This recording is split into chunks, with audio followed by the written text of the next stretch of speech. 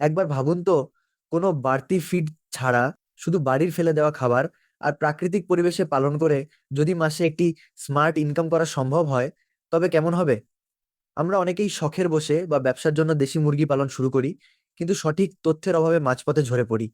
আজকের এই 8 মিনিটের ভিডিওতে আমি দেশি মুরগির আদি অন্ত, রোগবালাই থেকে শুরু করে লাভ ক্ষতির আসল অঙ্কটা আপনাদের সামনে তুলে ধরবো। গ্যারান্টি দিচ্ছি, এই ভিডিও দেখার পর দেশি মুরগি নিয়ে আপনাকে আর দ্বিতীয় কারো কাছে যেতে হবে না। আমাদের দেশি মুরগি কেন সেরা? প্রথমত, এদের রোগ প্রতিরোধ ক্ষমতা অন্য যে কোনো বিদেশি মুরগির চেয়ে কয়েক গুণ বেশি। এরা দেশি জলবায়ুতে অভ্যস্ত। খাবারের খরচ বলতে, এরা ছেড়ে দিয়ে পালন করলে কুড়া, ভাতের মার, পোকামাকড় আর ঘাস খেয়ে বড় হয়।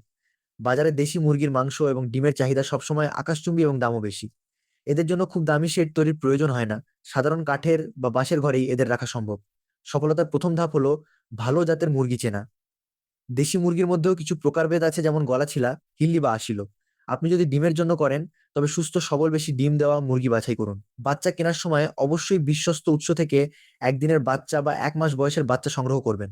মনে রাখবেন, বাচ্চার মা বাবা যদি সুস্থ থাকে, তবে আপনার খামারের ভবিষ্যৎ উজ্জ্বল। ভিডিওর এই পর্যায়ে আমরা আলোচনা করব দেশি মুরগির জম বা রোগবালাই নিয়ে, যা জানলে আপনার লোকসানের ভয় শূন্যে নেমে আসবে।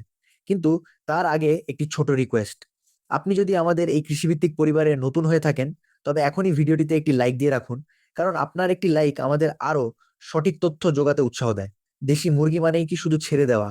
না। যদি বাণিজ্যিক চিন্তা করেন, তবে সুষম খাবারের গুরুত্ব অপরিসীম। সকালের খাবার হিসেবে দিতে পারেন সামান্য দানাদার খাবার বা চালের খুদ। দুপুরের খাবারে কলমি শাক, কচুরিপানা বা সবজির খোসা, যা ভিটামিনের উৎস হিসেবে কাজ করে।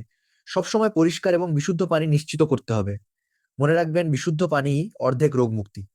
দেশি মুরগির প্রধান শত্রু হলো রানীক্ষেত, বসন্ত এবং চুনা পায়খানা। এর সমাধান হলো সঠিক সময়ে ভ্যাকসিন দেওয়া। বাচ্চা অবস্থায় বিসিআরডিবি এবং বড় হলে আরডিবি ভ্যাকসিন মাস্ট। আশেপাশে কোনো মুরগি অসুস্থ দেখলে তাকে দ্রুত আলাদা করুন। খামারে প্রবেশের আগে পটাশ মিশ্রিত পানি দিয়ে পা ধোয়ার ব্যবস্থা রাখুন। এবার আসি আসল কথায়। লাভ কত? ধরি আপনি 100টি মুরগি দিয়ে শুরু করলেন। 6 মাস পর থেকে মুরগিগুলো ডিম দেওয়া শুরু করবে।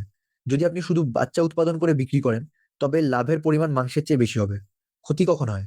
যদি আপনি ভ্যাকসিন না দেন বা অপরিচ্ছন্ন পরিবেশে রাখেন। লাভ কখন হয়? যখন আপনি প্রাকৃতিক খাবারের পাশাপাশি সঠিক নিয়মে যত্ন নেবেন। 100 মুরগি থেকে মাসে 10 থেকে 15 হাজার টাকা নিট লাভ করা খুব কঠিন কিছু নয়। পরিশেষে বলবো, দেশি মুরগি পালন শুধু ব্যবসা নয়, এটি একটি শিল্প। ধৈর্য আর সঠিক জ্ঞান থাকলে আপনিও একজন সফল উদ্যোক্তা হতে পারেন।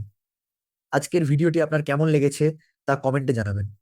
আর দেশি খামারি ভাইদের উদ্দেশ্যে বলতে চাই, কৃষি এবং খামারের এমন সব বাস্তবসম্মত টিপস নিয়মিত পেতে আমাদের এই চ্যানেলটি এখনই সাবস্ক্রাইব করে পাশে থাকা বেল আইকনটি বাজিয়ে দিন। আপনার সফলতা আমাদের কাম্য। দেখা হবে পরবর্তী ভিডিওতে। ধন্যবাদ।